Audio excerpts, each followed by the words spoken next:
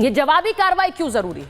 क्योंकि पहचान पूछकर, धर्म पूछकर हमला किया गया और धर्म पूछकर, पहचान पूछकर हमले के बाद यह भी कहा गया कि इस हमले के बारे में जाकर मोदी को बताओ। जब दिवंगत मंजूनाथ की पत्नी ने रिपब्लिक मीडिया नेटवर्क के editor in chief Arnab Goswami से बात की तो सुनिए क्या कहा उन्होंने। जिस बंदे ने मेरे पति को मारा ना, वो वही जा रहा था। मैंने उसे बोला मुझे भी मारो, तूने मेरे पति को मारा। मेरे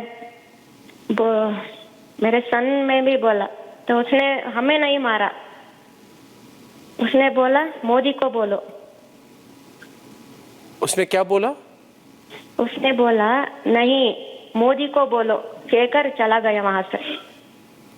मोदी को बोलो। He took the Prime Minister's name. Yes. एक बार फिर से चलाइए इसे। जैसे उन्होंने कहा कि प्रधानमंत्री नरेंद्र मोदी को बताओ, यानी जाकर यह संदेश मोदी को दो।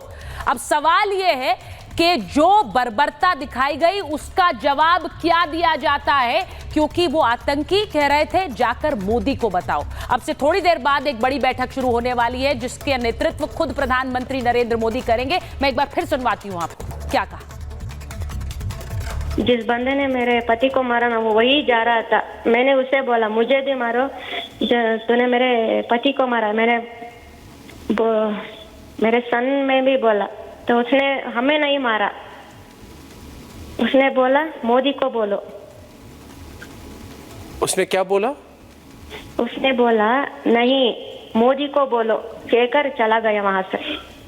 मोदी को बोलो। He took the Prime Minister's name. Yes. और मैं आपको यह भी बताऊं कि जहां पर आज गृह मंत्री अमित शाह पहुंचे थे, जहां पर घटनास्थल पर यह हमला हुआ, जहां आतंकियों ने अंधाधुंध फायरिंग की, वहां से हमारी सहयोगी जीनत ने एक रिपोर्ट भेजी है। जरा इसे देखकर समझिए कि ये सर्च ऑपरेशन आतंकियों को पकड़ने के लिए किस तरह से वहां पर चलाया जा रहा है, क्योंकि जीनत ने एक पूरी रिपोर्ट भेजी है। जरा इस रिपोर्ट को देखिए, उसके बाद मैं आपको यह भी बताऊं कि इस वक्त क्या इनपुट हमारे पास आ रहा है आतंकियों को लेकर। ये वही इलाका है, वही स्पॉट है जहाँ पर कल ये इंसिडेंट हुआ, जिसमें करीब 26 के आसपास का जो टोल है, जो यात्री जो है जिनकी डेथ हुई, और साथ साथ जो करीब 17 लोग हैं जो इसमें इंजर्ड है। ये जो बोल आपको दिखाई दे रहा है, इसके पीछे जो पाइन ट्रीज है, जो झाड़ियाँ हैं, बिल्कुल इधर से ही जो है टेररिस्ट जो है अंदर आए हैं, जो कि इंटेलिजेंस एजेंसीज का कहना है। बिल्कुल अंदर आए हैं, चारों तरफ से घेरा है। एक आदमी उसमें से इस गेट के इस एंट्री पॉइंट पे खड़ा रहा ताकि कोई भी अंदर या कोई भी अंदर से बाहर ना निकले। तो एक तरह का जो है गेट उसने बंद कर दिया था, जो कि बताया जा रहा है। और उसके बाद जो है सेग्रीगेशन हुई थी। उसके बाद लोगों को अलग करके कई लोगों को पूछा गया कि इफ़ यू आर नॉट मुस्लिम, तो आप अगर आप मुस्लिम है तो कलिमा पढ़िए, अगर नहीं है तो फिर गोलियां, अंधाधुंध गोलियां चलाई गई। अभी जो है इस बोल का जो है इन्वेस्टिगेशन चल रहा है। कई चीज़ें हैं, कई सैंपल्स जो है फॉरेंसिक टीम्स ने अभी उठाए हैं। हालांकि सीआरपीएफ जेएंडके पुलिस जो है मॉनिटरिंग कर रही है ताकि क्राइम सीन जो है वो डिस्टर्ब ना हो। ये जो रिज है इसमें बहुत ज़्यादा थिक फॉलेज है और साथ साथ इसमें सिल्प है, जिसकी वजह से ऑपरेशंस जहाँ जहाँ कैरी हुए वो हैम्पर हुए, या जो पार्टीज थी उनको वापस लौट के आना पड़ा। तो टेररिस्ट ने एक एडवांटेज लिया इस तरह के रिज का। साथ साथ एक रेकी जो हुई है कि, और जो अभी बताया जा रहा है कि जो आइटनरी कई टूरिस्ट की है वो कहीं ना कहीं लीक हुई है, क्योंकि जहाँ आपके फॉरेन टूरिस्ट है वहीं आपका आईबी का ऑफिसर है, वहीं एक नेवल ऑफिसर भी है। तो कहीं ना कहीं इन्वेस्टिगेशन एजेंसीज इस पे भी जोर लगा रही है कि क्या होटल से, क्या घोड़े वाले से, क्या ट्रांसपोर्टर से कोई ऐसी आइटनरी लीक हुई है, क्योंकि जो लोग यहाँ प्रेजेंट थे कुछ गवर्नमेंट ऑफिशियल्स भी थे। तो किस उस एक एंगल पे भी इन्वेस्टिगेशन हो रही है। काफ़ी घना जंगल है और जितने भी आप ट्रीज देख रहे हैं यहाँ, ये पाइन ट्रीज है, ये पाइन का फॉलेज है जो बहुत थिक होता है। आप दिन में भी जो है कुछ मीटर के बाद आपको यहाँ कुछ दिखाई नहीं देगा, तो इतना घना। और इस बीच बड़ी खबर आपको बता दूं, जम्मू कश्मीर में आतंकियों के मददगारों पर एक्शन शुरू हो गया है। 1000 से ज्यादा लोगों को हिरासत में लिया गया है। हिरासत में लेकर संदिग्ध लोगों से पूछताछ की जा रही है। तो ये बड़ी खबर है, 1000 से ज्यादा लोगों को इस वक्त हिरासत में लिया गया है। आतंकियों के मददगार जिन्होंने इन आतंकियों की मदद की और इस तरह से मदद की कि इन्होंने अंधाधुंध फायरिंग की और कितने परिवारों को उनकी खुशियों से महरूम कर दिया और पूरे देश को कभी न भूलने वाला ये जख्म दिया है। लेकिन ये जख्म भी भरेंगे और जवाब भी मिलेगा। मैं एक बार बता देती हूं कि सीसीएस की जो बैठक है, सीसीएस की बैठक इस वक्त दिल्ली में पीएम आवास पर शुरू होने वाली है। जरा हम काजल से एक अपडेट ले लेते हैं। काजल, जरा बताइए कौन कौन पहुंच गया है, बैठक कब तक शुरू होगी? ब्रेकिंग स्क्रीन पर रखिए जरा।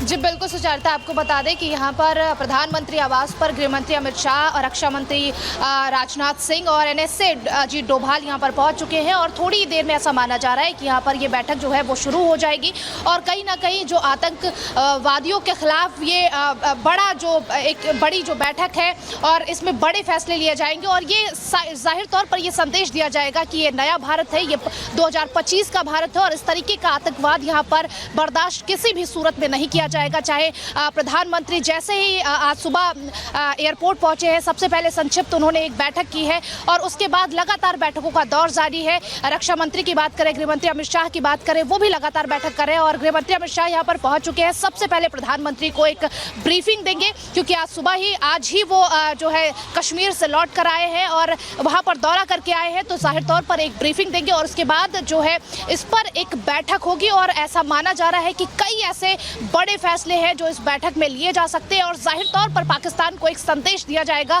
एक चेतावनी दी जाएगी कि ये नया भारत है और इस नए भारत में आतंकवाद की कोई जगह नहीं है और इस आतंकवाद को किसी भी सूरत में बर्दाश्त नहीं किया जाएगा। चाहे गृह मंत्री अमित शाह की हम बयान की बात करें, उन्होंने भी जाहिर तौर पर ये कहा है कि किसी भी आतंकवादी को बख्शा नहीं जाएगा और लगातार बैठकों का दौर आपको बता दें कि जारी है और थोड़ी ही देर में प्रधानमंत्री आवास पर यह बैठक शुरू हो जाएगी। सुचारिता, तो मैं ये बता दूं कि काजल इस वक्त सीसीएस की बैठक को कवर कर रही है। सीसीएस यानी कैबिनेट कमेटी ऑन सिक्योरिटी की ये बैठक है, बहुत महत्वपूर्ण है। मैं एक बार बताऊं कि मेरे साथ स्टूडियो में कर्नल शैलेंद्र सिंह आ गए हैं, all India anti terrorist front के अध्यक्ष एमएस बिट्टा साहब हमारे साथ जुड़ रहे हैं, हमारे साथ फॉर्मर एम्बेसडर दीपक वोहरा जुड़ रहे हैं।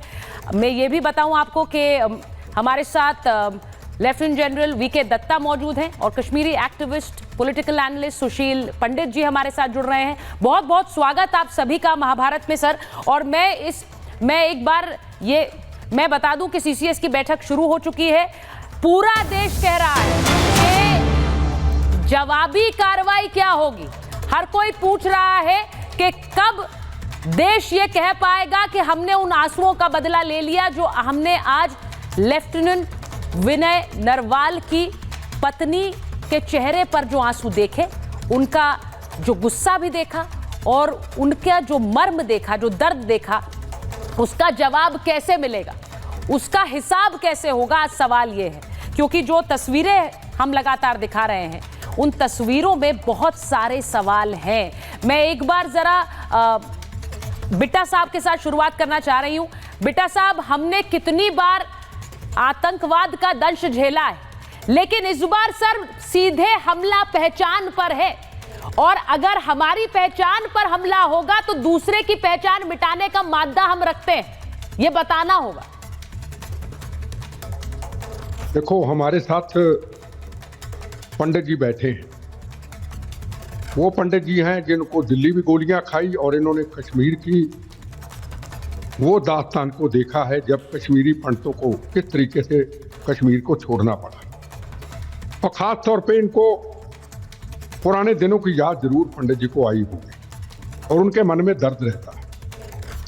मैं अभी 1-2 चैनलों में भी बैठा हुआ था, मैं हैरान था उन चैनलों के अंदर भी ऐसे लोगों को कईयों को बैठा के रख दिया जो लैंड ग्रैबर, लैंड माफिया, और उनसे हमारी डिस्कशन करा और हिंदू मुसलमान की बात चल रही है। हिंदू मुसलमान, अरे हिंदू मारा तो मारा, हिंदू की पेंट को उतार के चेक किया गया, मारा तो मारा, हिंदू के आइडेंटिटी कार्ड को चेक किया गया, मुसलमान है हिंदू मारा।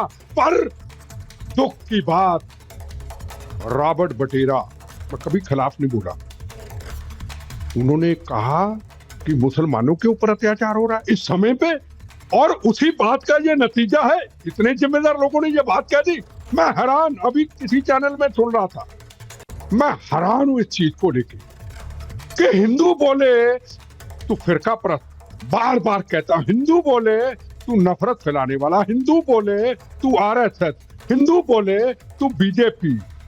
आप कनाडा में हिंदू धर्म के हनुमान मंदिर पे हमला कर दो, आप कनाडा के अंदर हिंदू मुसलमान सिख ईसाइयों के खून से बने तिरंगे झंडे को पैरों में फुटबॉल बना के रोल दो, हर कौम का व्यक्ति चुप। आप अमेरिका के अंदर अक्षरधाम पे हमला कर दो, चुप।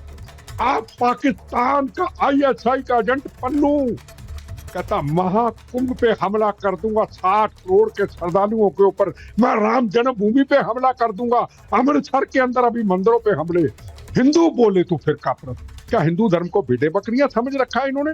मैं पहले कहूं, ना हिंदू ना मुसलमान ना सिख ना ईसाई, जब हिंदू की बात आई तो मैं उसकी चर्चा की। क्या हिंदू मार खाता रहे, गोलियां खाता रहे, मेरी बहनें नया शादी और पति आंखों के सामने चले जाए और पत्नी कहे मुझे भी मार दो, बच्चे सामने चले जाएं, पीठ पे छाती पे गोलियों से छाननी कर दे और हम लोग राजनीति करें?